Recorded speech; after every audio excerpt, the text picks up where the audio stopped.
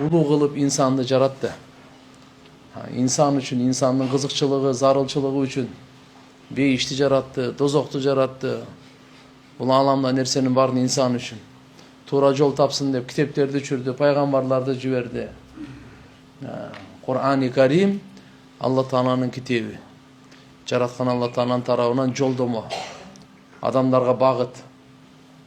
Адамдарга бактылуулуктун жолуна жетелей турган улуу касиеттүү китеп. Акыркы китеп. Bundan кейін hem kitap düşpeydi. Buğa çeyin kitaplar düşkön. Tavrat, Zabur, İncil, Sahifa, bunda çetkanda barakçalar düşüp durgan. Boldu Allah subhanahu wa ta'ala bundan кейін emi hiç qanday paygambar da jibirбейт, hiç qanday kitap da düşürбейт. Paygambarımız kıyamat gününe çeyin paygambar, kitap kıyamat gününe çeyin kitap.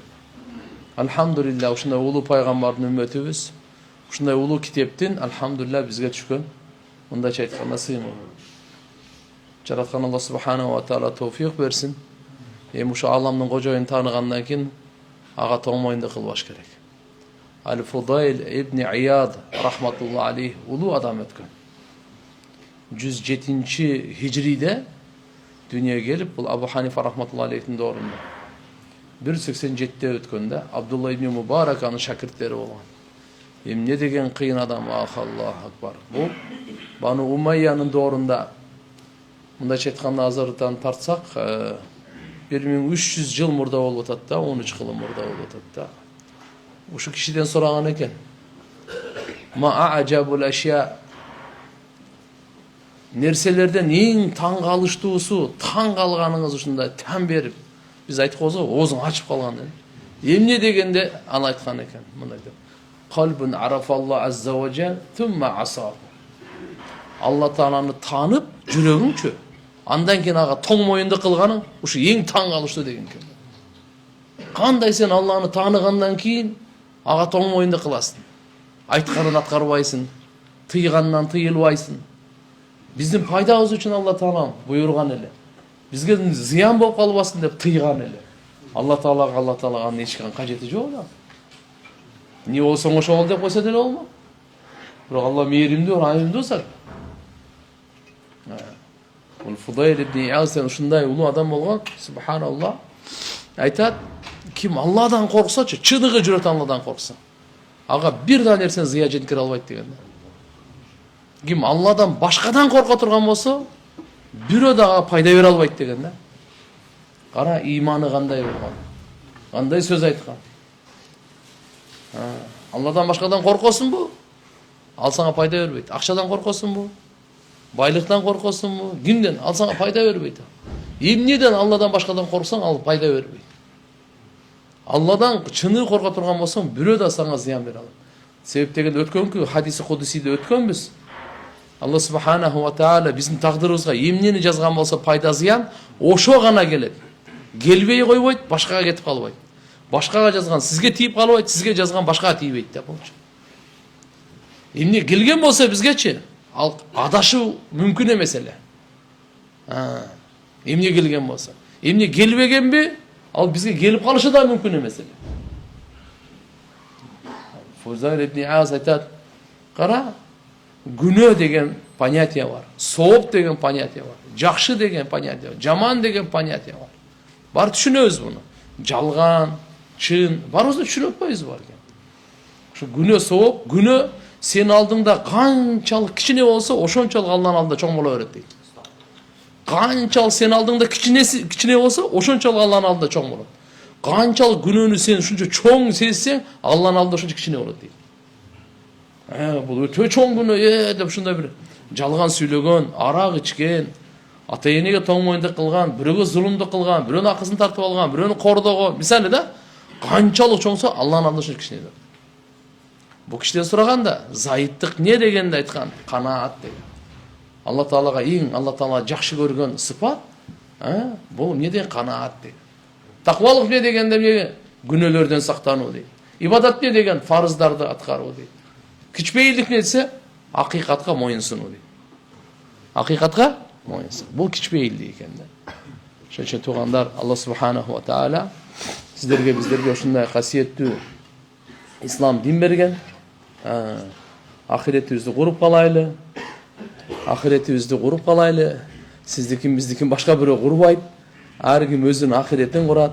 Her kim özünün ahireti üçün, tübörütü yaşosu üçün oşonun oңолгонуна hareket kılat. Allah Taalam dünya ahiretini şermendesinden saklasın. Allah Taalam özü sattar, ayıptарды jaşıruuchu, gaffar, günölөрдү geçiruuchu, tawwab, tawbalardı kabul kılıuchu. Jaratkan Allah Subhanahu ve Taala'dan kaçpaylı. Allah'ını жақшы көрүп, nematlarına şükür kılıp, Allah Taala'nı жақындаганга hareket kılaylı. Allah менен байланыш түзгөнгө hareket kılaylı. Nematlarına şükür. Kişine sunu verse sabır kılaylı. Uşu sunu Allah'dan geldi deyli. Tiyak biyaktарды көрбөй, bunu Allah Taala kaalabasa gelbeyt ele деп. Meyli oru болобу, meyli mal mülktün azayısı болобу, ya meyli жақындардын жоготуусу болобу, кандай гана болбосун. Жакшылык, жамандык Allah Taala'nын тарабынан келет. Hadisi Kudusiyge geleli. Umar ibn Hattab radıyallahu anhudan uşul ayat toralı soralganda Auzu billahi mineşşeytanirracim ve iz ahada rabbuka min bani adama min zuhurihim zurriyetahum ve eşhedahum ala anfusihim alastu bi rabbikum qalu bala şahidna en taqulu yevmel kıyame inna kunna an hada gafilin. El-Araf 172. ayet. Birinci uşun düşüneli toğandar, bizdin ruh, can düynöbüz Allah Taala'ga vada vergen. Adam balası can jana deni iki nerseden turат. Can жоқ bola turgan bolsa, bunu adam debeyt, bunu ölük dep koyar. Bunu atı da özgörüp ketedi. Bunu atı da özgörüp ketedi. Бұл жердің üstüne turganга karaganda астына кирген жакшыраак болот. Üstünde ötürse bardığın korkutat. Sasıp oğru tarqatat. Öte jaman bolup ketedi. Can adamın denesinde var, oşon üçün barkı var. Oşon üçün baası var. Qanday barkı var, baası var. Can çıkıp etkenden keyin oldu. Üstüne toprak taştap, taş taştap, ya жалгыз таштап, ya kiyinген нерсесин барын чечип алып, ya bir подушка да койбой, диван да киргизбей, үй да салып бербей. Бу жаны бар болгонго чейин алхамдулилlah кадыр барктуу эле, кийим кечеси бар эле, отурган машинеси бар эле. Кичине ол топурак таштамак турсун, чаңытып өтүп кетсе, туура эмес болот эле. Туурабы? Демек, жан да бизде негизги адам баласыныкы жан тугандар. Ошо жандарыбыз бул акыйкат, Алланын өкүмү, бул жан бар эле адам сезет, бирок көз көрбөйт. Акыйкатты көз көрбөйт, жүрөк сезет аны. Көздүн күчү жетпейт. Жүрөктүн сезими жетет. Жүрөктүн сезими жетет. Ошо жан дүйнөсүндө Allah Subhanahu ve Teala jaratkanda vada bergen bizdin jandarыбыз. Неде vada bergen? Robubuz sen, jaratуучубуз sen, tarbiya kılуучу sen, kajetlerimiz бүтүрүүчү sen. Sana gana sığınabыз. Деп бардык ошо жандарыбыз, ар бирибиздин жаныбыз vada bergen Allah Taala. Эмне үчүн vada алган? Эртеге кыямат күнү айтпагыла. Не деп? Biz kavarsız bolup kaldık, bilbeye kaldık. Bunu bilgende başkaça jaşayt elek. Kayra bu dünyoga jiberin. Oşondoy dep айтпаш үчүн Allah Subhanahu wa Taala adam balasının bardığın can dünösünün canından Allah Taala vada alganda. Uşul Araf сүрөсүндө келет şu. Ал vada kayerде болгон? Iyık Mekke şaharında болгон. Iyık Mekke şaharında olgan ошол vada. Allah Taala Iyık Mekke şaharının en birinci жерде, ошол жерде жараткан. Ошол жерден анан камыр жуурганда жаябыз го, ошондой кылып бүткүл дүйнөгө жер жайылган. Şu Mekke бул жердин киндиги. Адам жаралганда биринчи киндиктен башталат. Киндик бул адамдын центри бул. Ушул жерден кетет нары бери. Ошо түйдүк ушу менен кетет акырын. Ошон үчүн айтылып калат, эч ким киндигин өзү кескен эмес деди. Киндикти менен енен менен байланыштуу, киндик менен болот бунун бардыгына. Киндигин анан кестирип аны жекелет. Эми ошол жердин киндиги ошодон таркаган алам. Уммул Кура, Меккенин аты ушул. Уммул Кура эне. Бүткүл дүйнөнүн энеси. Бүткүл дүйнөдө канча жер бар, канча материк бар, канча тоо бар, бардыгынын энеси. Канча шаар, канча кыштак, канча айыл бар, Уммул Кура. Бардык айыл, кыштак, шаардын энеси. Ошо ыйык Меккеде Алла субханаху ва таала ошол жерди, жер менен асманды жаратканда ыйык кылган, кыямат күнгө чейин ыйык да. Пайгамбар саллаллаху алейхи вассалам буну айтты ыйыктыгын. Ошол ыйык Меккеде Арафат, ыйык Мекке шаарында Арафат деген өрөөн бар. Ошо Арафат өрөөнүндө Арафа деген тоо бар. Арафа тоонун жанында Нааман деген тоо бар. Ошо Нааман да убада болгон да. Нааман да убада болгон. Нааман дегенде өрөөн бар. Нааман деген өрөөндө. Ошо боюнча мынакей азыр хадисти Кудай кааласа айтып беребиз. Хазрет Умар ибн Хаттаб разияллаху анху пайгамбар саллаллаху алейхи ва салламдын досу, экинчи халифасы суралганда ушул аят тууралуучу эмне дейсиз, кандай дейсиз деп. Бул аят кандай?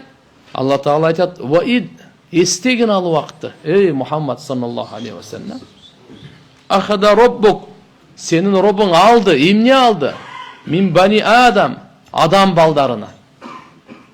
Адам балдарынан мин духурихим, белдеринен, зурриятахум, урпактарынан вада алды да Алла субханаху ва таала. Вада алды ошолор.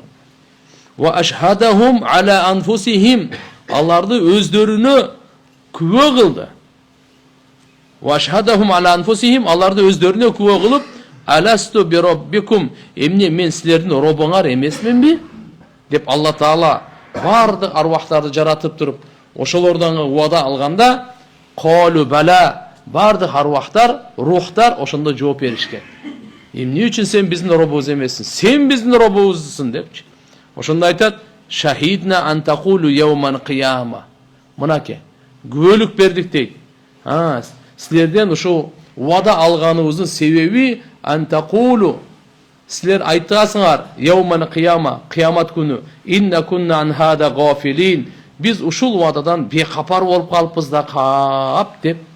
Мына ушинтип айтууңар, ошон үчүн ушул ваданы алып атат да. Эртеге түбөлүктө арманда калбагыла депчи. Ушул аят тууралуу суралганда Умар разияллаху анху мындай деп айтты: "Сами'ту Расулуллах саллаллаху алейхи ва саллам юсалу анха."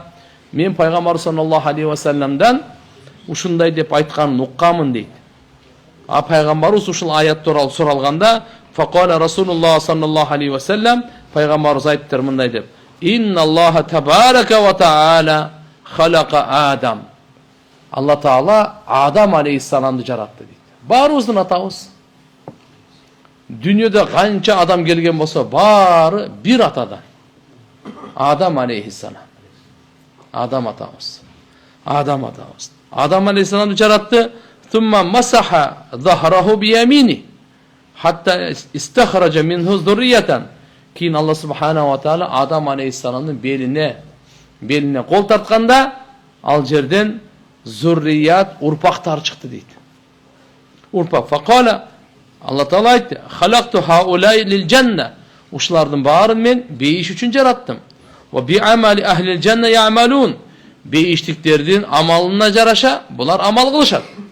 Summa masaha zahrahu fastakhraja minhu zurriyatan. Dağı beline kol tartkanda al жерден dağı urpaktar çıktı. Faqala halaqtu haulay linnar. Men bular dozok üçün jarattım dedi Allah Taala. Ve bi amali ahlin nar ya'malun. Dozok iyilerin amalına jaraşa bular amal kılışat dedi. Faqala racul, oşunda bir kişi fiman amal ya Resulullah. Bir kişi bunday soru verdi. O Allah'ın elçisi. Amal ne için dedi. Biz уже жаралып бүткөн болсок, ким дозоко болсо, дозоко, бейишке болсо, бейишке. Анда амал үчүн эмне үчүн dedi. Kal, Peygamberimiz cevap verdi. Faqala Resulullah sallallahu aleyhi ve sellem: "İnna Allah idha halaqal abd lil cennet ista'malahu bi amali ahlil cennet hatta yamut ala amalin min ahli amal min amalin min amalil ahlil cennet fayudkhilahu bihil cennet. Qarаңыз пайғамбарымыз не деп жауап берді. Алла Тағала қачан бендені қайсы бенден бір бейіш үшін жаратқан болса-чу, аны бейіш елдерінің амалыменен іштетеді дейді. Ал өлгенде бейішке бара тұрған амалдарды, ошол амалдарды қылып өледі дейді. Соң Алла Тағала аны бейішке кіргізеді. Вайда халақал абд линнар, қачан Алла Тағала бендені дозақ үшін жаратса, ista'malahu аны іштетеді. Би амали ахлиннар, дозақ иелерінің амалдарына. Дозақ бара тұрған амалдар іштетеді болады екен да. Hatta yamuta ölüt dedi. Ala amalin min amali ahlinnar, dozaq iyelerinin amallarına bu öğretkendağı fayudkhilahu bihinnar, oşa arqılı Allah Taala dozaqa girgizedi. Bu sizlerge mınaki aytkan mahluktun şu Allah Taala Adam aleyhisselamды жаратып, қиямат күнге чейин келе тұрғандарын барын жаратқан. Ушу боюнча угуңуз. Мааниси мындай. Абдулла ибни Ал-Имам Ахмад Заваид китебинде Муснадында мындай деп жазган. Убай ибн Кааб деген сахаба болгон. Радияллаху анху. Ушул аяттын тафсиринде айтат, Алла субханаху ва таала жамаахум, Алла бардыгын топтоду, фажаалахум арвахан, рухтарды жаратып туруп, сумма савварахум, аларга өңтүс сүрөт берди, фастан тақахум фатакалламу, аларды сүйлөттү. Кейін алар бардығы рухтар сүйлөштү. Сумма ахада алейхим ахд вал мисақ. Кейін Алла Таала алардан уада алды. Ва ашхадахум ала анфусихим, өздөрүн жандарына күбө кылды. Аласту би роббикум дегенде, булар болсу мен силердин робуңар эмесминби деп Алла субханаху ва таала суроо бергенде бардығы робусун деп жооп берди. Эмне үчүн ушул жерде алды? Алла субханаху ва таала фа инни ушхиду алейкум самават саб вал арадини саб, мен силерге мынаке күбө кылам деди. 7 жер күбө, 7 асман күбө, жана силерге атаңар Адам алейхиссалам күбө, эртеге кыямат күнү айтууңар, биз билбеппиз деп ушул уаданы билбеппиз дебеңилер. И'ламу билвалгыла аннаху ла илаха гойри, менен башка сыйынганга ылайыктуу зат жок, вала робба гойри, менен башка роб жок, фала тушрику би шай'a, мага эч бир нерсени шерик келтирбегиле. Inni saursilu ilaykum rusuli, men силерге жакын арада пайгамбарларымды жиберемин. Юзаккирунаkum ahdi wa misaqi, силерге менин уада келишимимди эстетип турат. Адам атадан тартып Ибрахим пайгамбар төш болуп, Мухаммад алейхиссалам акыркысы болуп, бардык пайгамбарлар ушу уаданы эстетишкен. Ушулар келгендин, бу дүйнөгө келген миссиясынын пайгамбарлардын бир максаты ушул, Аллага берген уаданы эстетүү. Үммөтүнө айтат да, эй, окула, Аллага берген уаданы эстетип, ошонун уаданын негизи эмне? Уаданын негизи ушул туган, Алла Тааланы жалгыз деп билейли, шерик келтирбейли. Жалгыз Аллага баш ийели, айтканын аткарайлы, тыйгандан тыйлайлы. Уаданын негизи ушул. Алла субханаху ва таала китеп берет, пайгамбар жиберет, ошонун артынан ээрчигиле. Дүйнөдө бактылуу болосуңар, ахиретте бактылуу болсоң. Соода боюнча жол айтат, ошону кармангыла. Үй бүлө түзүү боюнча жол айтат, ошону кармангыла. Жууну боюнча жол айтат, ошону кармангыла. Акча таап сарптоо боюнча жол айтат, ошону кармангыла. Орозо тутуу, намаз, зекет берүү боюнча жол айтат, ошону кармангыла. Тууганчылык жана башка, кыскасы айтканда, Алла Тааланын тарабынан жолдомолор келет. Жашоонун эрежелери келет. Макулу жашоонун багыттары келет. Ошону карманасаңар, пайгамбарлар көрсөткөн дейт.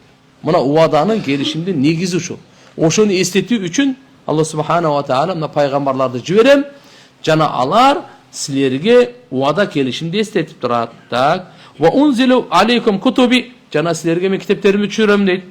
Ушуну айтканда калу шахидна би аннака роббуна. Ошондо бардыгы айтышты, биз күбөлүк беребиз. Күбөлүк бердик. Албетте сен биздин робубузсың. Ва илахуна, биздин илах, биздин кудайыбызсың. Ла робба лана гойру, сенен башка биздин эч кандай робубуз жок деп фа акарру бидалик, ушуга моюндашат. Моюндашат ушулардан. Адам алейхиссалам ошондо мындай кылтырып өзүнүн урпактарын караганда баш көтөрүп, Варафа алейхим адаму яндуру илейхим дейді. Алларға қарап, баш көтеріп аларды қарағанда, фара ал-гания вал-фақир, арасында, ұрпақтардың арасында байларды да көрді, кембағалдарды да көрді. Бұл дүниеге келіп, кейбірі бай болады екен, кейбірі кембағал болады екен. Вал-хасана сура ва дуна залик, чырайлыларын дағы көрді, андай құниктерін дағы көрді. Бұлардың барын көрді. Фақуалы айтты: Робби, лаула сауайта байна ибадик. О Роббым, емне үшін бұның бардығын бір қылып қойып одың деді. Бірдей қылып қойып одың, тегіз қылып қойып одың. Бардығын бай, же бардығын кембағал, же бардығын сұлу, же бардығын құник қылып че. Фақуалы Аллах субхана ва тағала айтты: инни ахбабту ан ушкара. Мен дейді, жақсы көрдім маңа шүгір қылғанды дейді. Мұнда айтқанда, кембағал байды көріп шүгір қылады. Бай кембағалды шүгір қылады. Құник, сұлу құникті. Бұл бардығы бұсыны атай ұшындай қылып жараттым дейді Алла субханаху ва тағала, что бірі-бірін көріп, бірі-бірін танып шүгір қылып. Сеп Алла тағала бардығыз бірдей қылып жаратқанға құдірет жететілі. Бірақ жашо қызықсыз болып қалмақтан тақсыр. Елесет көріңіз, мына жерде біз 200-300 отырауза, барыз бір өңді болсақ, проблема жаман қиын болады. Кімге ақша өрін, кімден алдың, таппайсың да. Сен бір туғаның кім, елесет көріп, барыз бір болып қалсаған. Кімден аялы, кімдікі, кімден апасы, кімден баласы, жаман проблема болады. Алла Тағала бізді ұшында әр түрлі қыл қойғанына шүкір қылайық. Әр түрлі қыл қойғанына шүкір. Бізге жашау қызықты болсын деп, 5-6 мың тілі бар. Ошоның бір елесі қырғыз тілі бір өлі. Дүниеде чө. Қанша деген тілі, қанша өң бар. Алла Тағала Құран айтады: Я юханнас, ей адамдар деп, инна халақнакум мин дакари ва унта. Біз сілердің барыңарды бір еркек, бір ене, бір ата, бір енеден жараттық дейді. Ва жаалнакум шууба ва қабаила ли таарафу. Жана біз сілердің барыңарды бір ата, бір енеден қылып жаратқанымыз менен арғандай ұлт, ел, уру қылып қойдық деп отпайды. Ли таарафу, бір-біріңерді таныш үшін не? Bir-birini tanıştın. Geç akça almadın mı? Var okşaş kayaklık problema. Koşnağı problema. Maşinelik problema olmakta. Allah Taala'nın da algan yok. İnne akramakum indallah atqakum. Sizler qarаңар, arğanday ulut, el urusыңар. Бирок бұл улутуң менен кыйынсың ба? Уруң менен кыйынсың ба? Өң түсүң менен, байлык, бийлигиң менен кыйынсың ба? Кыйынсына турган нерсе бар. Алғайсы, инна акрамакум индаллахи атқакум. Чындығында сілерден ең урматтуыңар, ең сыйлуыңар, ең бақтылуыңар Алланың алдында ең тақуаңар. Ең тақуаңар деген қандай? Ал ең Алла Тағаладан қорқып, күнәлерден сақтанғаныңар деген сөз. Кимдин жашоосунда, кимдин жүрөгүндө қанчалық күнөөдөн таза болсо, ошончолук Алланын алдында сыйлуу, ошончолук Алланын алдында урматтуу. Демек, Алланың алдында адам баласының урматы, сыйы, қадыр барқы өң түсі менен емес. Байлық нерсе күмүш алтыны менен, машинесі менен емес. Улуту менен, урусу менен емес. Алланың алдында инсанның қадыр барқы, басы, ал сыпаты менен. Қанчалық адамгерчилик сыпаты бар, қанчалық иман сыпаты бар бұда. Ушуга жарашы да. Бұны пайғамбар саллаллаху алейхи ва саллям бардығын жеткіріп қойды. Болса Билал разияллаху кім елі? Қол әлі. Алла Тағала бұл дүниеде ең сыйлы Кабаның үстінде шығарып азан айттерді ғой. Аллаху акбар. Билал разияллаху. Не деген керемет. Билал разияллаху азан айтмайынша намаз башталбай. Хазірет Умар разияллаху Сейидуна Билал, біздің мырзауы, сыймығыбыз Билал деп айтады ғой. Мейлі. Мынау жердегі ушул бойынша айтып тұтқанда, демек, Алла Субхана ва Тағала не деді? Мен жақсы көрдім, маңа шүгір қылғанын дейді. Бенде адам баласы, алхамдулилля, Алла Тағалаға мұныка шүгір қылады. Демек, кейбір адам кембағал болса, Алла мен не үшін кембағал қылды деп айтпасын. Кембағалдар бірінші бейішке кіреді. Байларға қарағанда 500 жыл мұрын бейішке кіреді. Егерде ошол бай ибадат көй болса, ошол бай тақуа болса, ошол бай Алланың ақысын беріп тұрған болса, ошондой байдан кембағал 500 жыл мұрда кіреді. Берке байларды айтпайлы тұрам мен. Алар пока есеп кетеп, ошол бай есеп кетебін берілчекті үшін жүрді. Пайгамбар саллаллаху алейхи вассалам өзү кембагал болгон. Мына мусулмандардын жөөттөр, христиандар туу туткан Иса пайгамбар, пайгамбар саллаллаху алейхи вассаламдан да кембагал болгон. Мына Иса пайгамбар. Биздин пайгамбарыбыздан эле мурда 571 жыл мурда төрөлгөн. Иса пайгамбар кандай кембагал болгон. Ошон үчүн иншалла бул кембагалдык кордук эмес. Бактысыздыктын белгиси эмес. Наоборот, эгерде каниет болсо, Аллаху акбар. Ким Алла Таала пайгамбар саллаллаху алейхи вассалам айтат, кимде ким азыраак ырыскыга, азыраак берилген ырыскыга разы болсо, Алла Таала андан азыраак эле амалдан разы болот экен да. Көп нерсени талап кылбайт деген.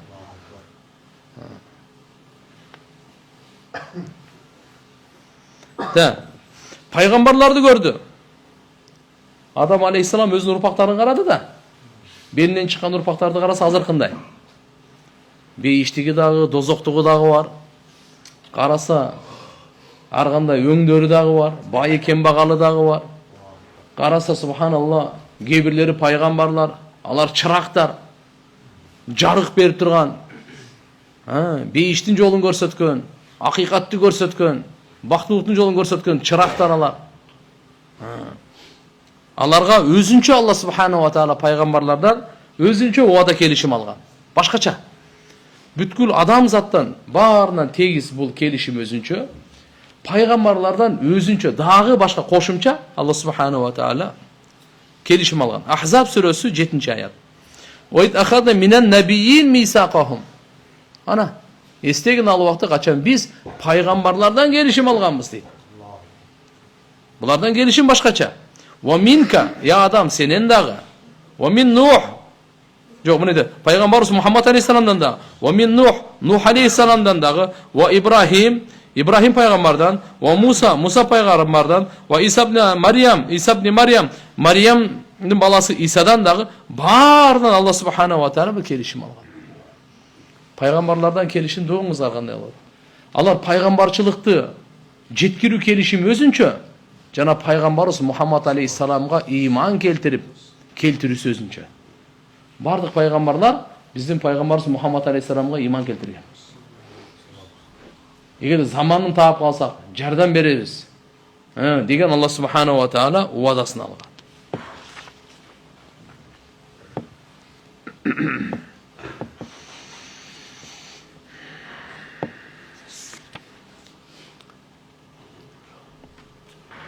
Bir kişi ошондо сурап атат. Я Расулалла, анда эмне үчүн амал депчи?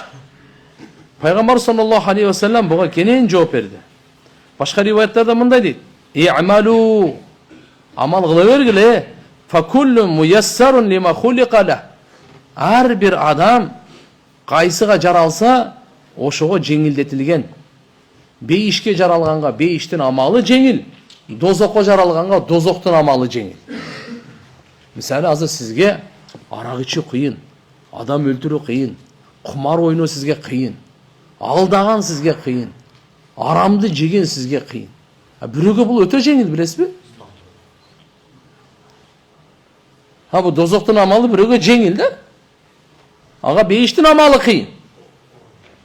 Бирөөгө бейиштин амалы жеңил, намаз окуган, машалла, зикир кылган, дуа кылган, кайрымды зекетин берген, орозосун туткан.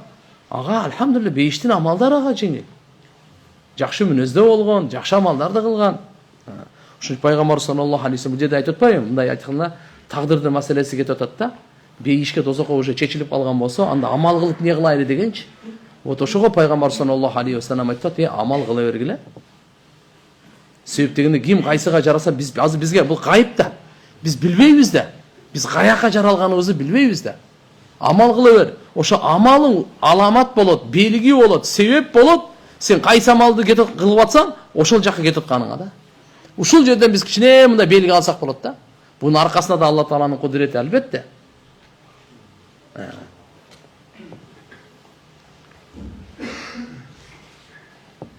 Бул жерде тургандар мындай болду. Алла Таала бендеден ушу натыйжа ким бейиш, ким дозоктогу экен гайып кылып койду. Парда тартып койду. Так. Лиябқа лил инсан ихтияру. Эмне үчүн? Себеп дегенде инсанга ыктыяр калсын. Тандоо ыктыяры калсын. Suluka tariq allati yuriduha. Алла Таала өзі қалаған жолды, Алла Таала өзі қалаған жолды. Ошоға түшүүнүн ыктыяры калыш керек да буга. Мына караңыздар. Көп адамдар ушундай кылып туруп, күнөөнү кылат да, мен тагдырым ушундай экен дейт да. Мага ушундай жазып койсом эмне кылайын дейт. Өтө туура эмес бул. Арак ичет, же башка кылат. Мага ушуну жазсам мен эмне кылайын деп. Жо тактыр, токтоп туруң. Ырыскыны бизге жазган, биз билебиз. 1 грамм суу, 1 дан будай ашыкча жей албайбыз. Ырыскы чечилген. Бирок ырыскы чечилгенде отурбайбыз го, аракет кылып атабыз го ары бери. Өлүм деле бизге чечилген. Каалайсыңбы, каалабайсыңбы? Биз отурбайбыз го, баары өлөт экенмин деп эмне кылайын депчи. Аракет кылабыз го тияктан. Ооруп атсаң, эртең өлүп калбайын деп барып доктурга барасың. Туурабы? Этияттап, ана жерде бир нерсе болсо ал жака барбайсың, өлүп калам, мен бул жол менен басайын деп. Болсо жазып койгон, эмне болсоң ошо бол деп бер, андай кылбайбыз. Тагдырга келгенде эле анан кийин мен ушундай жазып койсом ушундай кыла берем да депчи. Акылсыздык бул. Болбосо мына ырыскыбыз бизге чечилген. Бирок ошо менен биргеликте Алла Таала кесип кылганга буйрук берип атат. Угуп алыңыз. Ырыскыбыз бизге чечилген. Эненин ичинде 4 айлык кезинде жазылган бул. Сахih Бухаринин риваятында бар. 4 айлык кезинде рызкысы жазылган. Бирок ошо менен биргеликте Алла Таала эмне деп атат? Ырыскын издегиле. Буйрук берип атат. Ырыскын издегиле. Биз дагы ырыскыбыз жазылганда отуруп албайбыз. Биз издейбиз, аракет кылабыз. Мынакей. Кудум ошондой эле ал өлүмдү Алла субханаху ва таала жазып койгон. Ошо 4 ай кезинде өлүмдү дагы жазып койгон Алла Таала. Ажалу. Түшүнүктүүбү? Бирок ошо карап өлүмдөн биз карап туруп, ага дагы жашоонун тиричиликтерин карап, андан жаман нерседен сактанып аракет кылабыз го. Аллаху акбар. Аллаху акбар. Аллаху акбар. La ilahe illallah. Bunun manisi mындай да туганда. Инсан Алла Тааланы мажбур бейишке жараттырып эле, мажбур дозокко жараттырып эле киргизип коет экен. Инсан бул дүйнөдө мажбур экен деген андай маани чыкпайт эч качан. Алла субханаху ва таала инсандын эмне кылуусун билет.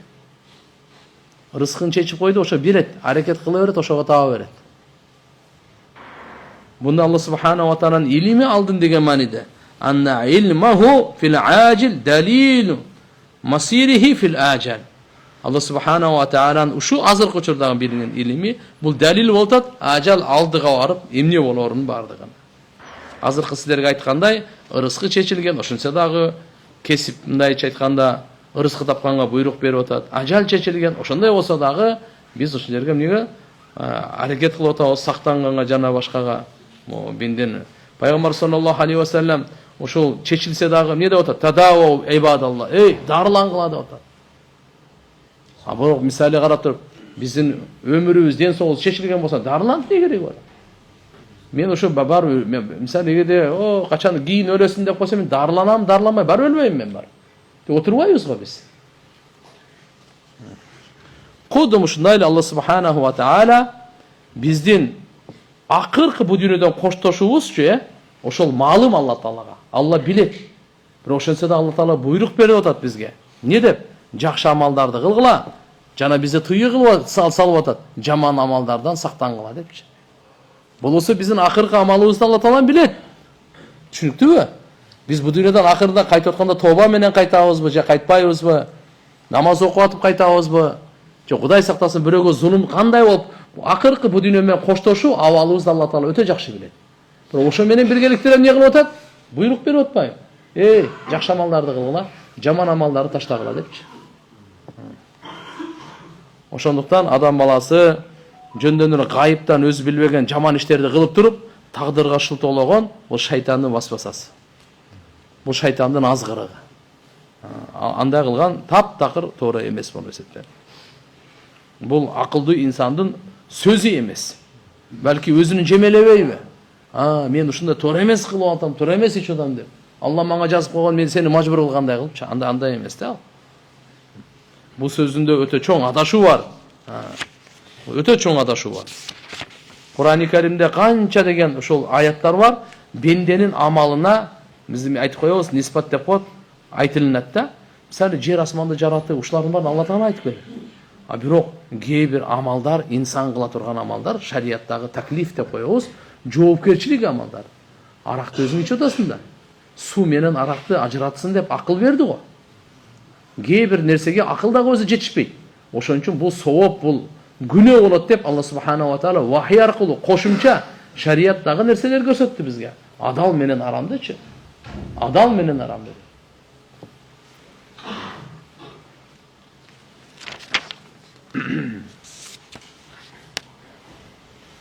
Misal Kur'an-ı Kerim'de şeriatın imesini karab turunuz. Bir de otur. Bunda değil. اَلَّذِينَ يُؤْمِنُونَ بِالْغَيْبِ وَيُقِيمُونَ الصَّلَاةَ وَمِمَّا رَزَقْنَاهُمْ يُنْفِقُونَ وَالَّذِينَ يُؤْمِنُونَ بِمَا أُنْزِلَ إِلَيْكَ وَمَا أُنْزِلَ مِنْ قَبْلِكَ وَبِالْآخِرَةِ هُمْ يُوقِنُونَ أُولَٰئِكَ عَلَى هُدًى مِنْ رَبِّهِمْ وَأُولَٰئِكَ هُمُ الْمُفْلِحُونَ. Mınaki Bakara suresi. Alar gayıpka iman keltirişet. Kim? İnsanlar. Allah Taala'nı majbur kılmaydı.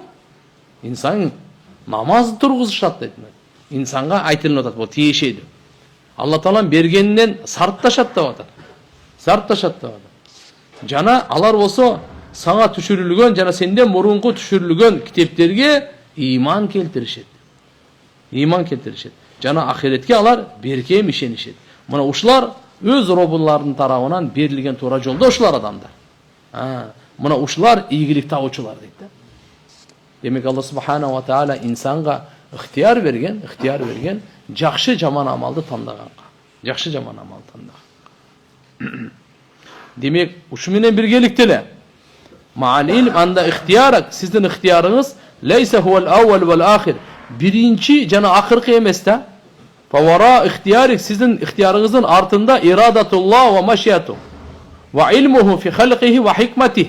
Allah Taala'nın kaaloosu turat. Allah'ın ilmi turat. Mahluklarında jana danışmandığında. Antkeni siz bu alamda жалгыз emessiz da tural. Sizge mağa okşogon 8 milyard var. Bu insandan ele, cinden kança var. Hayvanlardan kança var. Kuş kanatlılardan, kumurskalardan kança. Siz biz жалгыз emesiz de bu alamda. Şunun için her birinin Allah subhanahu wa ta'ala özün jaratıp, özünün Allah Taala kaaloosu menen, hikmeti, danışmandığı menen жүрgüzüp atat taksir. Şunun için bizge ihtiyar verildi. Şariattagı adal aramdı tandoodu. Бирок күн качан чыгат сиздин ыктыярыңыз менен чыкпайт. Жамгыр качан жаайт, жабайбы, жер титирейби, титиребейби, о сиздин биздин ыктыярыбыз менен эмес. Албетте адам баласынын амалынын байланышы бар. Адам баласынын амалынын байланышы бар. Себеби Кур'анда Алла Таала айтып койгон. Кургактыкта, сууда канча бузукулук болсо, адам баласынын жаман амал кылганын кесепетинен деген. Канча жамандык болсо, кургактык болобу, каатчылык болобу, жер титирөө болобу, же болбосо дагы кандай шамалбы, же отпу, же толкун суулар келип каптап кетеби, селдерби, жер көчкү болуп кетеби, эмне гана болбосун, кургактыкта жана сууда бунун бардыгы адам баласынын жаман амалынын кесепетинен. Жаман амалынын кесепетинен. Ошунун натыйжасында болот. Себеп мындай да тургандар. Allah subhanahu wa ta'ala suunu, avаны, жерди, отту insanды пайдасы үчүн жараткан. 4 нерседен турат да аламчы. Суу, топурак, жерчи, ава, мына шамал нерсеси, от. Ана сири арбаа деп коет. 4 нерседен турат. 4 тең insanды пайдасы үчүн жаралган. Инсан жерден пайдаланат. Үй салат, эгин эгет, кандай болбосун толтурган баарын түшүнөт аны. Havadan пайдаланабыз. Дем алып, ансыз мүмкүн эмес. Суудан пайдаланабыз. Мүмкүн эмес бунсузчу. Оттон пайдаланабыз. Бир нерсе пышырып, бир нерсе телефонун бир отсуз кылып көрчү бир. Машина жасап көрчү бир, темирлерди ийип көрчү.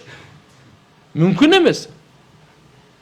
Барды ушу 4-төнү. Бирок ушул 4-төнү инсандын пайдасы үчүн Алла Таала жаратып, Кудай сактасын, ушу адам баласы Аллага тоң моюн боло баштаганда, кутура баштаганда, чектен чыга баштаганда, өзүн адамдык жолун таштап туруп, айванчылык, шайтандык жолду тандай баштаганда, уш 4-төө инсанга каршы иштейт. Инсандын пайдасы үчүн жаралган, инсандын зыяны үчүн иштейт. Жер токтоп тур дейт эми. Чөтө сен башкача болуп баратасың дейт. Шамал айтат, тотоп тур дейт. Суу айтат, туруп тур дейт. Кичине өнөрдү көрсөтүп коюн. Дагы Алла Таала кой дейт экен да. Болсо бул чыдай албайт экен да. Жер айтат экен, "Я Алла, мен үстүндө ушунча күнөө болуп кетти, бир уруксат берчи, кичине бир өздөрүнө келтирип коеюн" дейт. Жок. Алла Таала мейри, мүмкүн тооба кылып калар. Кур'ан-ы Каримде ачык айтып койгон. Биз силерде мындай аламат белгилерди көрсөтөбүз кичине коркутуу үчүн деген. Эсиңерге келсин деп. Чоң кыяматтагы бул дүйнөнүн азабы эмес. Ахиреттин алдында бул дүйнөдөгү азап эмес. Бул дүйнөдөгү азап өлүм менен бүтөт. Ахиретте өлүм жок. Каягы бүтөт. Өлүм болбойт да. Бейиште да, дозокто да өлүм жок да, яктачы. La ilahe illallah. Ошон үчүн улуу адамдардагычы жакшы амалдарды кылып дайыма коркуп турушчу да, акыркым кандай болуп калар экен депчи. Акыркы бул дүйнө менен коштошум, эң акыркы амалым кандай болор? Я Алла, бизге эмне деп, менин тагдырымда бейишимби, дозогум каягы жазылды экен деп коркуп, жакшы амалдарды кылып, арам иштерден сактанып, дагы коркуп турушат да. Ошон үчүн айтылганда, ааламдагы адамдардын бардыгы зыян тартууда. Бардыгы зыян тартууда. Аалымдардан башка, билгендерден башка, акыйкаттарды билгенден башка. Аалымдардын бардыгы зыян тартууда, жок болууда. Амал кылгандан башка. Амал кылгандардын дагы бары зыян тартууда, жок болууда. Ихластуулардан башка. Кимден дейт? Ихластуулардан гана. Ихластуулар дагы коркууда деген да. Алар дагы коркууда. Я Алла, ихлас менен кылып атам, бирок ошондо дагы Алланын алдында жоса Аллахтан эч нерсе кыла албайсыз сен. Кандай жетсе ошого барасыз, башка эч нерсе. Демек бизге эмне керек экен? Биринчи илим керек экен. Илим менен кошо амал керек экен. Амалды коштоп турган илим, амалды коштоп турган ихлас керек экен. Ошондо дагы алхамдулилlah коркуп жашап, иман менен алхамдулилlah алып кете турган болсок, түбөлүктүү бакыт экен. Вакыт барбы бизде? Суфьян Саури рахматуллахи алейх кандай улуу адам болгон? Аллаху акбар. Факана ябки, илайт эле дейт да. Ва якул айтат экен да, ахофу анакуна фи уммул китаб шакиян. Алла Тааланын алдындагы Лаухул Махфуз китебинде мен бактысыз болуп калуумдан коркомун дейт. Ошол жакта жазылгандачы. Ва ябки ва якул, илав айтат эле, ахофу ан услабал иман индал маут. Охо. Өлүм учурунда иман менен алынып салынабы деп коркомун дейт. Иманды алдыра бербейин деп коркот экен да. Кандай адамдар эле. Малик ибн Динар рахматуллахи алейх таң аткычакты сакалын кармап туруп, тула лейлихи кабидан ала лихьятихи кармап алып, якул айтат экен: "Я Раб, qad alimta sakinal janna min sakinin nar, fa fi ayyi darain munzilun malik." О Роббум, сен билесиң, бейиштин тургундарындагы, дозоктун тургундарындагы эми кайсы жайда менин турушум дейт экен да. Илайт экен да. Кыскасы айтканда Алла субханаху ва таала баарыбызга жакшылыгын жазсын туугандар. Алланын алдында тууганчылык өтпөйт. Алланын алдында акча, байлык, сулуулук, башка нерсе, күч, бийлик эч нерсең өтпөйт. Жараткан Алланын алдында тоң моюн болбойлу, бизге окшогон миллиард келген, бизге окшогон миллиард бар, дагы миллиард жашап келе берет. Булардын арасынан биз şu alamda men жалгыз элемин дебейли да. Ошон иншалла Алла Таалам алхамдулилlah берген ар бир неmatына шүгүр кылайлы. Акыл берди, көз берди, кулак берди, тил берди, өпкө, боор, бөйрөк, жүрөк берди. Ден соолук, өмүр берип атат, жүрөгүбүздү соктуруп атат. Бир да дүйнөдө машина жүрөк соктура турган машина жасаган эмес. Кытай жасаганын жасай албайт да. Жасайбы? Кичине жасайбы, окшоштурабы? Адамдын жүрөгүн соктура турган жасап көрбөйбү? Адамдар бар анда 100 миллиард долларын берип жүрөгүн соктурганга. Жасап көрсөңчү бир жүрөгүн соктуртуп. Көбүрөөк соктурта берсин да. Кыйынбы, соктура бербей, жасабайбы? Кана акылың кайга чейин жетет? Ушунун бардыгына акылың жетти. Жүрөктү сокконун баары түшүнүп атасың, көрүп атасың. Давай соктура турган жасайлы. Жасап көрчү гана көрөйлү. Жоқ туғандар. Алланың алдында барыбыз алсызбыз. Алланың алдында не екенбіз? Барыбыз алсызбыз. Алланың алдында барыбыз алсызбыз. Бисмиллахир-рахманир-рахим. Кесера менен төрөгөн кызыбыз 10 айлык 5 неделя бойында бар екен. Төрөгөн кызыбыз 10 айлык, дейм? 10 айлык 5 неделя бойында бар екен. Хирургтар 3 жыл төрөгөнгө болбойт дейт. Бойундан алдырсак болобу? Азыр 10 айлык болсо болбойт да, кандай болот?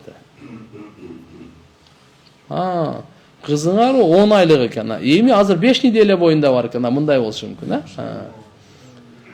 Эми раз ушундай хирургтар 3 жылга төрөгөнгө болбойт дегенден кийин сактаныш керек эле да. Эми азыр боюнда болуп кала турган болсо, карап туруп, азыр эми дагы кеңешип көрсүн. Жөндөн эле боюндан алдырган жакшы эмес өзү. Буга чейин сактаныш керек эле. Эми азыр мисалы ушу 5 неделя бар деп атасыңар, жакшынакай кеңешип көргүлө. Таптакыр болбойт, эненин өмүрүнө, ден соолугуна коркунуч боло турган болсо алдырасыңар анан. Устаз, тарыхый имараттарга барып сүрөткө түшсө болобу? Ал имараттын чокуларында кресттер болот. Өзү такыр эле биринчи сүрөткө түшүү маселесинде. Жакшы эмес бул. Сүрөт тартуу, үйгө портреттерди илүү тияк-бияктардан эми шариаттын көз карашы боюнча жакшы эмес. Эртеге кыямат күнү эң чоң азап ошолорго деген. Пайгамбарыбыздын сахih хадиси бул. Ошон үчүн мүмкүн болушунча узараак. Себеп пайгамбардын шариаты кыямат күнгө чейин дагы ошон үчүн ширкке алып бара турган ар бир нерсени тамырын түбүнөн чапкан мурдан элчи. Эртеге алып барып. Адамга зыян бере турган жөнөкөй нерсе эмес да булчу. Кайгы эми жүрөктө бүтөлүп келатканда бир көрүп эсте берип, кайрадан жүрөктү алганат да. Ошон үчүн жөнөкөй нерсе эмес бул, ар бирisi айтылган да. Ал эми мына кресттери бар, эмне дедиңиз? Тарыхый имараттарда чокуларына кресттер бар. Таптакыр болбойт буга. Мен телефонду азыр телефон ушунча жалпыранып кетти, телефон ичинде болсо мен бияка сыртка чыгарып берем эми. Мүмкүн болушунча узагыраак болгон жакшы. Салам алейкум, мен бойдокмун, үйлөнөйүн деп кыздар менен таанышсам, ажырашкан, баласы бар кыздар туш келип жатат. Мен каршы эмесмин, апам каршы, атам макул дейт. Эмне кылсам башым катып калды. Ата-энеңиздин кеңешин угуңуз да. Албетте шариатта деле мисалы кандай десем, бала чакасы бар, аялды деле алса каршы эмес. Бирок пайгамбар саллаллаху алейхи ва саллям Жабир ибн Абдулла разияллаху анху айткан. Жабир деген. Ал үйлөнгөндө, үйлөндүм деген. Үйлөндүм деген. Кандай, кыз алдыңбы же кыз эмеспи? Жок дедим. Ушул аял эле алдым аны. Жуан алдым деди. Айты, кыз албайбы элең деди. Кыз албайбы элең деди. Пайгамбарыбыздын көзөктөрү болсун. Тамашалашат, ойлошот, жана башка бир топ нерселерди айткан. Таттуулук жашоо болот деди. Жабир разияллаху айтты. Мен атам өтүп кеткен деди. Бир топ карындаштарым бар деди. 7-8 карындаш бар. Анан эгерде кыз алып болсо, ошолор менен эле тең болуп калып, тополоң болуп аларды карай турган бирөө керек дедим. Чачын тарай турган, нары бери жуун туруп карай турган. Пайгамбар айтты, акылдуу чечим кылдың сен. Кан берди мындай карачы. Бул жерде биз пайгамбар саллаллаху алейхи ва саллям деле 25 жашында 40 жашта хадишенебизди алган. Хадишенебиз 2 турмушка чыккан болчу. Бул жерде тыюу нерсе жок. Бирок караңыз да, өзү негизи сиз өзүңүз үйлөнө элек болсоңуз, мен деле айтканым, турмушка чыга эле кыз алыңыз. Бирок ошол эле кезде шарият мындай эшиги кең. Ушул эле болот, мына болбойт деген жерибиз жок да. Бир жөн эле кызыктыруу, айтуу, сунуш бул бөлөк нерсе. Бирок саптен таптакыр эле болбойт деп калсаңыз, анда ала бересиз. Салам, бирок ата-эне менен сөз кеңешиңиз. Ата-энедей сизге райымдуу, боорукер, сизге жакшылык каалаган эч ким жок дүйнөдө. Салам алейкум, Каба жөнүндө кененирээк маалымат айтасызбы? Кээ бир маалыматта Кабанын ичинде көтөрүлүп турган таш бар дешет экен. Кээ бирлери анда эч нерсе жок дешет. Ушул маалымат жөнүндө айта кетсеңиз. Каба Алла Тааланын үйү, Байтулло. Алла Таала аны ыйык кылган. Аллаху акбар. Бардык пайгамбарлар таваф кылган. Бардык мусулмандардын кыбласы. Бул Байтулло бар го турган. Кабаны караган ибадат. Кабаны пайгамбарыбыз айткан, караган нак иман деген. Кабаны бир карап койгон, башка жерде бир жыл орозосун кармап намаз окугандан жакшыраак деген. Кыбла башка бул. Кабада канча касиет бар. Мультазам дегени бар, Хаджар Асвад деген, Рукуни Йемени деген бар, Мизаб Рахма деген бар, Хатим дегени бар. Алла, эмне деген кереметти бар аякта. Бирок ичинде алхамдулилла 2016-жылы Алла Тааланын жардамы менен Кудайга шүгүр Кабага кирип чыкканга Алла Таала мүмкүнчүлүк берген да. Ошо биздеги депутаттар бар эле, ошол кездеги Асылбек Шарипович, Тазыбек Икрамов, Мухтибек Усупович, Кудай рахматы Чинвай Ахунович бар эле. Кудай рахматы о киши, Динара Шатан Исаева бар эле. Сайдулла бар эле, Нишанов. Төрөбай Закирович бар эле, Канат Исаев бар эле. Да ошондо дагы бир топ, алхамдулилла, да жан эмелери ошол 21 январь болчу. 2016-жылы ошондо Кудайга шүгүр ошол Кабага кирип чыкканбыз да. Алланын жардамы менен ошондо эми ачып кирип, машалла ибадат кылып бир жарым сааттай. Анын бирок чын айтсам, мындай таңыркап караганга дух жетпеди да. Ага мүмкүн эмес да. Мындай киргенде көздөн жаш чыккан, чыкканда токтоду окшойт. Мен эле эмес, бардыгы ошондой. Мен го мели кичине бир аз болсо дагы динге мындай билип окуп да. Мына биздеги депутаттар анчагандай деле эмес эле да. Бирок көздөрүнөн бардыгы 4 тарабына тең намаз окуп, шашылбай машалла. Чык деген киши жок, Кудай берди бизге. Алла берди. Кайра намазды кайра. Ичинен бул жагынан дуа, ичинде өзү замзам. Шунун ичинде мына көтөрүлүп тура турган таш жок аерде. Көтөрүлүп жерге тийбей турган таш депчи, андай жок.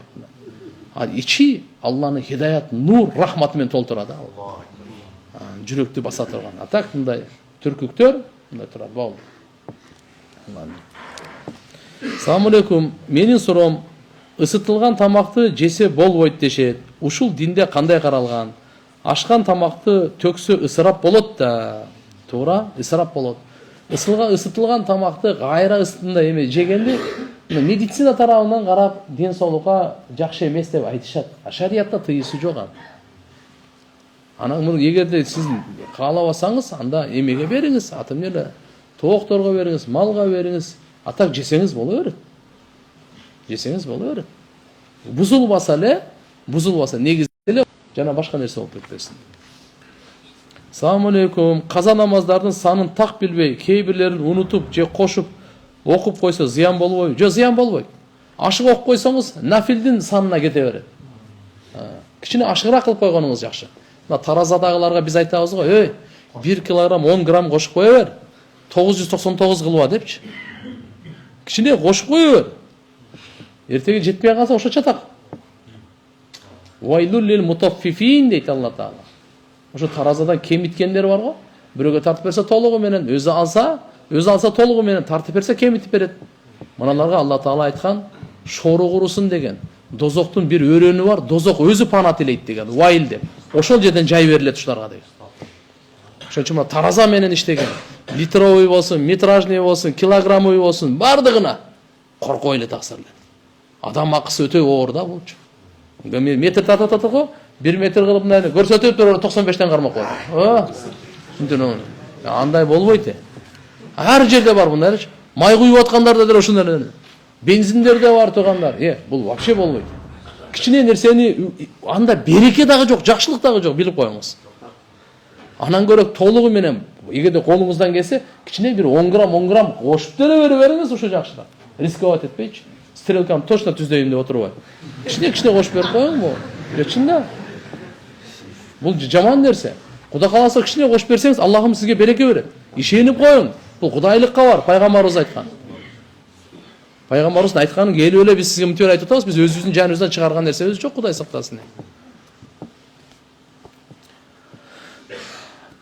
Тайтамдардыкына барсам, кой союшуптур. Ал койдун этинен тамак жасады, жеңем. аны жеп алгам. Азыр болсо ал кой өлүп калган кой экен. Билбей жеп алгам. Намаздарым кандай болот? Эмне кылам? 5 мал намаз, тахажжуд намаздар, Куран окуу, эми кандай болуп калат? Ороза кармасам болобу? Алла. Бул билбестик эми сиздикичи. Эмне кыласыз? Кичине истигфар тоба кыласыз, садака берип коюңуз. Бирок ошондо да кичине тактап коюш керек, элегеде шек күмөндү. Ага дагы мисалы болбой турган болсо, сиз эми билбей калдыңыз. Бирок наркыларга айтыңыз да андай кылбасын депчи. Таксырлар Куран-ы Каримде Алла Таала ачык айткан өлүктүк арам. Харрама алейкумул майтата вад-дама вал-лахмал хинзир ва ма ухилля бихи ли гайриллах. Алла Таала арам кылган. Харрама алейкум майтата өлүктүк арам ал. Кийим бар онан кийин кичине бычак тартып бергенде кан чыкты. Кан чыгат да бардык жерден бир аз болсо да. Ошон үчүн жок да өлүп калдыбы, арам өлдүбү? Кичине сиз көзүңүзгө неме болушу мүмкүн. Кап ушу жакшы кой эле, жакшы ошо семиз, кочкор эле. Ушулардан эмне кылам деп көзү кайтпай кой. Деп анан кийин нар жака бер жака бере бергеничи. Көбүнчө тияк бияктардан алып келатканда, тоолордон алып кеткен машинага кысылып өлүп калат экен да. Анан ошо ойдон келтирип анан кийин мясокомбинатка же болбосо анау Ош базарга да тияк бияктардан неме кылып туруп эле бере берет экен да. Мына жакшы депчи. Турганда өзүбүздүн алкымыбызды узбайт, элдин алкымын узбайт. Арам жедирбейли, арам жедирбейли. Жаман нерсе, өтө жаман нерсе. Анан көрөк ошон болду. Акыркы таштап коюңуз, ит-биттер жесин. Ит-биттер жесин. Адамга бербеңиз аны. Алкым таза болмон үчүн ибадат кабыл болбой калат. Мындай нерселерге. Бул аркылуу көптөн оору пайда болот, билесиз да? Күнөөсү өзүнчө. Ибадаттын кабыл болбогон өз жайында. Бул аркылуу мүнөздөр бузулат, угуп алыңыз. Көз караш, адамдын пейили бузулат бугачы.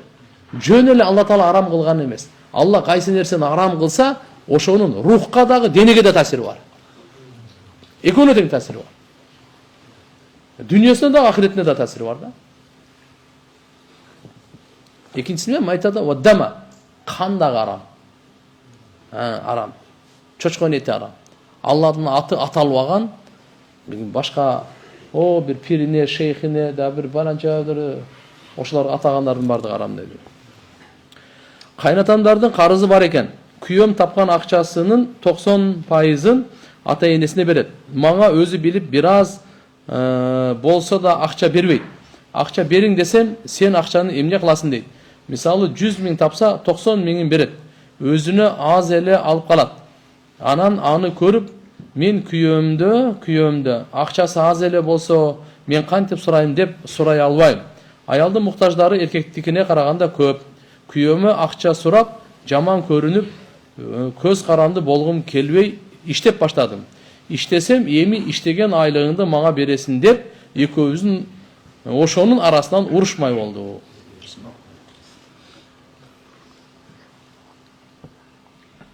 Тугандар, каниет деген өтө чоң сыпат бар да. Үй бүлөнү кармай турган, үй бүлөнүн кутун тута турган каниет деген сыпат бар. Азына деле каниет кылайлы, кийимге деле, тамакка деле, үйдөгү нерселерге деле, кастрюль, башка нерсе канча болсо деле алхамдулилля баарында каниет. Буга сиз уялбаңыз. Сиздики модадан калып калса деле алхамдулилля ошол чыныңыз бар. Ошол аты эмне эле? Термостар башка бардык алхамдулилля. Уяла турган нерсе ал уятсыздык. Намаз окубаган, жылаңаштык, абийирсиздик, мынадан уялың, жалган сүйлөп, ушактагандан уялың. Биз бүгүн азыр ушуга карап туруп, кичине кийим эски болуп калыптыр, былтыркы кийимден быйыл кийемби деп. Аллаху акбар. Алхамдулилля, биз ушуга биздин ушуга кетип калганда көпчү. Ушуга гана мынандай келип туруп маселелер чыга берет. Эми бала ата энесине берет да акча. Ана кимге берет аны? Ата энесинин кажетине. Бирок ошол эле кезде ар бир бала туугандар үй бүлөсүн да унутпасын да. Үй бүлөсүн да унутпасын. Ата энеге бербесин деген жери жок. Бирок үй бүлөсүндө кыямат күнү жооп берет. Бул татаал маселе. Акыркы нанды кимге берет? Баласынабы же атасынабы? Шариаттагы. Кандай болгон чакта дагы туугандар, менимче бул үй бүлөсүн да унутпаш керек, бирок шариаттын чегинде. Шарият исраф эмес, шариаттын чегинде багуу буга милдеттүү фарз бугачы. ата-эне дагы алхамдулилlah алардын бардыгына берип турат. Ошон үчүн силердин ортоңордо ала акчага эле неме кылбагыла, ала ортого түшүп, кандай десем, орто жолду тандаш керек, мунаса кылыш керек. Мынаны буга иштетели, буга иштетели, кажетти бүтүрөлү деп. Негизи үйдөгү алхамдулилlah анан көрө руханият, ибадатты күчөткүлө. Никеде махырга 30 000 сом сепочка сурагам. Эми ошол айтылган ценага сепочканын өзүн эле алышым керекпи же сөйкө кошо алсам болобу? 30 000 сомго деп сураган болсоңуздар, нике кыйылган болсо, 30 000 сомдун ичине эмне кирсе алсаңыз боло берет. Сөйкө, дагы эмне дегендер бар? Сепочка дагы кошсоңор боло берет. Кысасы 30 000 ашпасын да. 30 000 ашып берет. Ничөдү 1 000 коштум десе, аны айкөлдүрүгү да. Айкөлдүрүгү. Саламатсызбы? Жалгыз бой аялмын. Мындан 4 жыл мурун эркек киши карыз алган. Ушул күнгө чейин бербей атат. Кандай жол менен акчаны ала алам? Аллаху акбар. Сиздин сабактарыңызга көп катышат. Дайым сиз айткан маселени көп угат. 5 мал намаз окуйт. Акчаны айтып ала албадым. Эмне кылсам болот? Кой биздин сабакка катышканды берип койсун. Уят. Ушунча барды бүткүл дүйнө көрүп атса, уят. Тем более иншалла жалгыз бой аялгачы наоборот ошо канча акча алган болсоңуз үстүнө кошуп берип коем. Тездетип бериңиз. Ал мисалы ушуга чейин азыр кайрылып атат. Сабак окуп 5 убакыт намаз окусаңыз, Кудайдан коркосуз. Анан көрөк, ошо ачка калып болсун акчаны берип коюңдар. Кийимиңиздин үстүндө куртканы сатыңыз, кыш өттү болду. Кудай кааласа күз келсе көрө жатарбыз деп. Нардан бери тез берип коюңуз анан да. Салам алейкум устаз. Баланы канча жашта сүннөткө отургузуш керек? Жана эмне нерселерди кылыш керек? Пайдаларын да айтып коюңузчу суранычы. Баланы сүннөткө отургузганда, мындай карап биздеги 4-5 жашарда мындай. Жакшы эле өзү мына жылда мына деген жер жок да. Кээ-бирлери болсо ошол төрөлгөндөн кийин ушу канчалык эртерээк болсо ошончолук эртерээк сакаят дейт. Эртерээк кылгандар дагы бар, мисалы карап туруп. Бирок биздеги ошол эмелерден 4-5 жашар эң жакшы. Кишини өтө дагы убактысы өтүп кетпейт, өтө дагы эрте эмес. Устаз, кир самын колдонсо болобу? Бир сабакта сизден уктум эле чочко кошулат деп. Караңыздар, ар кандай самын бар да, кээ бирлерине кошулат, кээ бирлерине кошулбайт. Кошулган боло турган болсо болбойт. Кир самын болобу, арак самын болобу, кандай гана болгондо дагы эгерде чочконуку кошулуп кала турган болсо болбойт таксы бар. Состав жок болот го. Состав жок болот го, кир самындардынчы. Анда карап туруп үстөмдүүлүгүн алабыз да. Мисалы Турцияныкы келип калды, Ирандыкы, Саудиян, буларда Кудайга шүгүр чочкого неме кылбайт депчи. Ана мисалы Россиядан келип калды, булар көбүнчө чочко багат, булар кошуп коет. Состав эгерде белгисиз болсо, уже наркы мамлекеттеги көпчүлүккө карап туруп, анан этияттайбыз да. Салам алейкум, ва алейкум ассалам. Ажеке, жин чыгарган молдо үйдү тазалап берем деп 25 000 сурап атат. Берсек туура болобу? Маша. Үйүңүздү өзүңүз эле тазалап го. 250 сомго бир шыпыр каласыз. 25 000 берип не аласыз? Ошо менен эле жакшынакай тазалап, 4 бурчуна аятал курсуну окуп коюң. Каяка? 4 бурчуна. Бүттү. Сиз просто шектенбеңиз да өзүңүзчү. Окуганда ишенип окуңуз. Сиз просто молдого ишенесиз. Мейлиби? Ошон үчүн алхамдулилlah жакшы. Эмне үчүн өзүңүзгө ишенбейсиз? Ошол молдо окуганда өзүңүз окусаңыз болбойбу? Наоборот, өзүңүзгө күйгөндөй башка бирөөсүгө күйбөйт, билип коюңуз. Ошон үчүн өзүңүз эле окуңуз алхамдулилlah. 25 000 үйдөгү бюджетте калат. Туурабы? Ага садака берип коюң. Ошондо калтырып калдым деп сүйүнбөй, 5 000 сомду садака берип. Ошондо на тияк-бияктардан кылтырып иншалла. Садака раддул бала, балени кетирет булчу. Бирок аятал курсун тугандар, бул Абдурахман ибн Ауф разияллаху анху амалынан да үйдүн 4 бурчуна окуйт эле. Коронун да 4 бурчуна окусаңыз болот. Окуп коюңуз. Ар кандай көз бар, ар кандай сыйкыр бар, азыр өтө көбөйүп кетти азыр. Бири-бирин дуалаган, бири-бирин ушу чёрный магия, кара дуа деген азыр ушу жарышмай болду да, ушуга жарышмай. Арамда. La ilahe illallahul malikul haqqul mubin degендин кыргызча мааниси кандай? La ilahe illallah Алладан башка илах сыйынганга лайыктуу зат жок. Маликул хаккул мубин деген, малик деген бадыша деген. Хак акыйкат. Мубин ачык айтуу, ачык баяндоо. Арамды, адалды ачыктап коюучу Алла Таала. Вакыт болуп калдыбы? Я. Мен караке бар вакыт ичинде? Же бүттүбү? Караке алып чыгып койду. Я. Вакыт кирди жаңы устаз бир 10 мүнөт. Ичинде бир аз вакыт болсо айтабыз, а? Вакыт болуп калса анан айтып койсо бүтүрөт. 10 мүнөт барбы? Алхамдулилlah. Менин иним көп ооруп атат, доктурдан таза чыгат, анализи таза чыгат, жүрөгү сыгылат, башы ооруйт.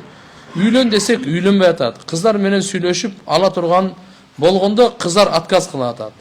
Мен ойлоп атам, бирөө окутуп койгонбу деп. Эмне кылсак болот? Өзү ичпейт, чекпейт. Шымынан түйүлгөн жип тапкан элем. Окутуңуздар анда. Өзүңөр окуй албасаңар, карап күчтүүлөргө барып окутуңуздар. Ассаламу алейкум устаз, чачты прическа кылса болобу? Интернетте ислам динин үйрөтүп, бирок прическа койгондорго кандай карайсыз? Негизи эле чачты толук алып койгон жакшыбы, же сүннөт боюнча өстүргөн жакшыбы? Чач боюнча мындай турганда. Пайгамбар саллаллаху алейхи вассалам чач койгон. Бирок айткан, кимдин чачы болсо, мейли башында же сакалында, аны таза кармасын, сыйласын деген да. Сыйласын деген мааниси ушул, аны жууп, тазалап, майлап, тарап турсун деген сөз. Пайгамбар саллаллаху алейхи вассалам жилкеге чейин чач койгон. Кимдин машаалла эмес. Кээ бир учурларда кулакты мына жумшагына чейин болот эле. Бирине чейин болот. Бирок жакшынакай кылып койсо. Так, ким чач ала турган болсо, анда тегиз алыш керек. Жарымын алып, жарымын албай, капталдардын баардыгын алып салып, үстүн калтырмай, анан кызыл, фиолетовый, сары түскө боемой, булар болбойт. Ошон үчүн мисалы жарашыктуу эле, алхамдулилlah, койсо болот. Бирок тегиз алуу маселесинде. Да. Устаз, аял киши спа салонго барса болобу? Жакшы эмес. Жайнамаздын кымбатында окуган намаздын жана арзанында окуган намаздын сообу бирдейби? Жок, арзанында окуган сообу көп. Ата-энем умрадан келишине жайнамаз кымбат арзан кылып алдык. 1000 сомдук, 500 сомдук, 300 сомдук. Булар ысырапкерчиликке жатпайбы? Жок, эми карап туруп анзимин наса маназилахум, адамдардын өзүнүн даражасына карап сыйлагыла деп пайгамбарыбыз айткан жери бар. Карап, кээ бир жайнамаздар кымбат, бирок сапаттуу болот да. Аны мүмкүн, машаалла, бир 10-20 жыл окутуш мүмкүн. Сапаттуураак. А кээ бири сапатсыз түрүлүп, бырышып, нардан бери тезирээк тешилип кала турган. А бундай боло турган болсо, бул исрапка кирбейт бундайлар. А бирок жөндөн жөн эле экөө бирдей эле анан кийин кичине тияк бияк неме кылып эстегенде, жайнамазда тургандар однотонный алыңыздар. Адамдын пикирин чачыратпайт. Кээ бир мешіттерге кирип калсаң, анча-мынча машаалла биздин таксырлар бар, анча-мынча мына аксакалдарды дамла карасаңыз мынан дейт. Мындай карап турсаңыз, бир канасы бир бут күлүп аткандай да, бир сөлөкөт, анын мурду, башы, кулагы, ушуга чейин немелерди. Булар ошо дин душмандары иштешкен дейт да. Чында эле тура калсаң, ошол эске келет да. Алайын десең мүмкүн эмес да кайраначы. Ошон үчүн мурунтан эң жакшы неме болуп келген однотонный.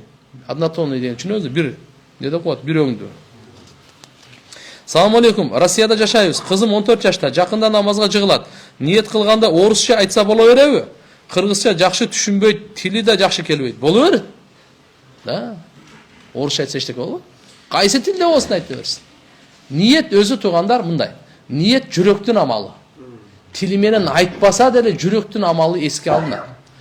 Эске алынат. Тили менен айтып койгону эмне үчүн азыр гаплеттин доору, бекапардын доору, тили менен айткан аалымдар мустахсан деген. Болбосо учурунда тил менен айтканды бидат деп ачкан. Ниет тилдин амалы эмес, жүрөктүн амалы. Мисалы азыр сиз куптан окуйын деп айтасыз да, ниетиңизде куптан эле турат. Бирок тилиңизде шам деп алдыңыз да. Өтө берет бул нормально. Бирок азыр иншалла ушунча көбүрөөк сабак болуп калды да турдук дагы, сиздин жүрөгүңүздө шам, тилиңизде куптан десеңиз дагы өтпөйт. Азыр куптан окуйбуз. Чындасарбы? Бирок сиздин оюңузда, пикириңизде, ниетиңизде кайсы? Шам окуйм деп турдуңуз дагы, тилиңиз менен куптан деп айтып алсаңыз дагы, шарият айтат, бул ниет кабыл эмес дейт. Ошон үчүн демек будан билинди эмне экен? Жүрөк экен да. Албетте ошо жүрөктү кичине контроль кылып, оңдоп, эске алып келе турган нерсе тил менен айтып койгон, мустахсан деп айткан. О тил арабча тил айтсаңыз болот. Мурда мына биздин коомчулуктачы фарсча айтчу, тажикча айтчу ниеттерди. Алымдарыбыздын баардыгы. Анан бирөө суройт, кыргызча. Кыргызча айтса, кыргызча айта берди. Өзбекче айткыла. А мына дейді орысчаға бол, орысча айта берсін. Assalamu alaikum. Менің жолдошым 46-ға шықты. Дағы еле ақылға кірбейді. Өзім 5 уақыт намаз оқуым. Қанша қылған күнәлерін Алла үшін кешіріп келем. Оңолор деп қанша өмірім өтіп кетті. Жақында 5-ші неберелі болауыз. TikTok-тогу беймани келіндер менен кечке отырады. Сен көзің менен зына қылып атасың десем, ұқпайды. Мен чарчап бүттім. Ақыры ажырашып кетсем бе деп та ойлағам. Мені сыйлаваса, қиратып ақша таппаса, қыздардың бетін жерге қаратып бүтсө уяласын. Сөзімді ұқпайды. Жин кіріп алған бы деп та ойлайым. Кеңешіңізді беріңізші, іші тақыр жүрішпі. TikTok'ta отыра берсе, іші жақсы жүрішіп кетеді деген ойда. Қаяқтан жүреді? Тоға қылдым мен. Тоғандар, арам бұл арам нәрсе. Өзгөчө мындан үйленгөндөргө, намахрам аялдар менен, турмушка чыккандарға намахрам эркектер менен мындай сүйлөшүп, тамашалашып, кармашып, чай ичип, дагы тияк-бияк тийишип, бул болбойт булар. Шарият жөндөн тийган эмес туксан. Булардын баары сактана эле, акыркы күндөр ушундайлар көбөйүп кетти. Булардын баардыгы мына соц тармактар шайтандын куралы деген ал чын эле. Туура нерсеге пайдалансак, ал жакшы. Эгер туура эмес болсо, ахиретиңди талкалайсың да. Ошон үчүн иншалла анан көрөк этияттайлы. Мен аял киши Москвада мигрантмын, намазы тургузууга аракет кылып атам 1 айдан бери. Башта бир маал эле окучумун, бирок азан укпай эле окуп коёмун. Боло береби, же сөзсүз азанды угуп телефондон, анан окуш керекпи, билгим келет, рахмат чоң. Жо аялдарга намаздын убактысы кирсе, ал жерде Москвада 4 эле мешит бар, андай чоң, кайерде азан угулабы, угулбайбы. Азан угула турган квартираңар жакын болсо, анда азандан кийин окугула. Азан угулбай турган жерде болсоңор, эркектер болсо азан айтып койсун намаз убакыт киргенде. Аялдар намаз айт, азан айтпайт. Эгерде жок болуп калса, анда окуй бересиңер. Азан деле айтпайт аялдар, комат деле айтпайт, намазы сразу эле убакыт келгенден кийин окуй берет. Макулбу? Мурункуга эстегенде жооп берип дагы кошумча айтып коеюн туганда. Сабырдуулук жана ага алхамдулилlah бир дааватка, Алланын жолуна чыгарганга, мечитке жибергенге аракет кылыңыз. Ошондо иншалла үй бүлө бекем болот. Мен Москвадамын, ушул жакта магазинде иштейм деп жатам. Бирок ал магазинде спирттик ичимдиктер дагы бар. Тапкан акча мадалбы же арамбы? Орустар алышат. Айла жоктон кассадан өткөрүп беребиз. Жакшы эмес. Аракты чыгарган, саткан, ташыган, көтөргөн, сатып алган, куюп берген, жумшаган, ичкен, бардыгы күнөөдө шериктеш, бардыгына наалат деген да. Assalamu alaikum ajake. Zayıvım жашайым дейт. Кайнене мынабайт. Кайнелер жөнүндө бир аз маселе айтсаңыз. Аллах. Ушунун бардыгы үйдө бекер отургандан, ахиретти ойлонбогондон, имандын сабагы үйдө жок болгондуктан мына ушу келип чыгат да. Эгерде биз баарыбыз алхамдулилlah Алладан коркуп, мүнөзүбүздү оңдосок, ибадаттарыбызды жайына келтирсек, убактыбызды текке кетирбесек, ахиретке даярдык көрсөк, мынандай урушканга, жаңжалдашканга кайнене келинден убактысан болмок эмес да. Бекерчинин баарына келтирип чыгат бардыгында. Не деп айтабыз эми? Барды кайнене ушундай Алла Тааладан коркуп, башкалардын пайдасын, келиндин пайдасын ойлоп жашаса, келин кайнененин пайдасын ойлоп жашаса, ошондо бактылуу. Болбосо бул дайыма уланып келе берет. Буну токтотуп турган жол имандан башка жол жок. Амалга алек кылуудан башка жол жок. Я.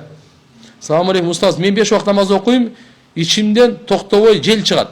Даараттан кыйналам. Докторлар жардам бере албады. Мындай, даараттан кыйналсаңыз, эгер дайыма эле жел чыга бере турган болсо, анда ар бир намазга даарат аласында окуй бересиз.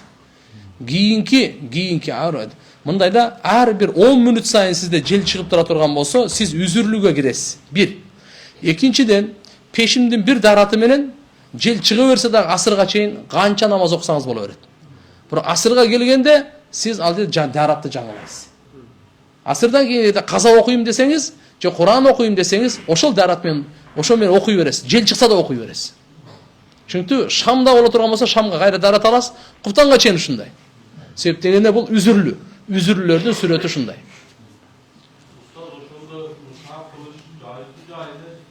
Жок. Эме мустахап кылынбайт. Мустахап дегени, эгерде жел чыга турган болсо, ажатканага барып, истинжа суу менен жуубайт. Истинжа суу менен качан жууйт? Угуп алыңыздар. Улуу зара, кичүү зара кылганда. Ошондо гана истинжа. Ошол чыккан, зара чыккан, заң чыккан жерде гана жууйт. Жел чыкканда ал жака барганын кажети жок, жууганын кажети жок. Assalamu alaikum устаз. Калың менен махарды айтып коесузбу? Азыр көпчүлүгү түшүнбөй айтышат. Буну көп айтканбыз. Кудай кааласа калың менен махар эко. Калың деген кыргызча, махар деген арабча. Бир эле. Assalamu alaikum. Кокус адам өтүп кетсе, ал адам көп адамга карыз болуп, анын карызынын балдарынан төлөө деп доолап келсе, төлөш керекпи? Төлөш керек. Мүмкүнчүлүккө жараша дейм. Ата карыз болуп калды, ахиретте кыйналбасын. Мына жерден алхамдулилlah алар дагы кичине аз-маз карыздын кечсин, азайтсын, бала чакасы биригип туруп төлөгөнгө аракет кылсын. Эркек киши кандай аялга үйлөнсө болот? Бейиштик аялга үйлөнсүн. Имандуу аялга үйлөнсүн. Пайгамбар саллаллаху алейхи ва саллям айткан, динин карап ала бергиле дейт. Бактылуу болсо. Амин. Раббана атина фид дуnya хасана ва фил ахирати хасана ва кина азабан нар. Бирахман.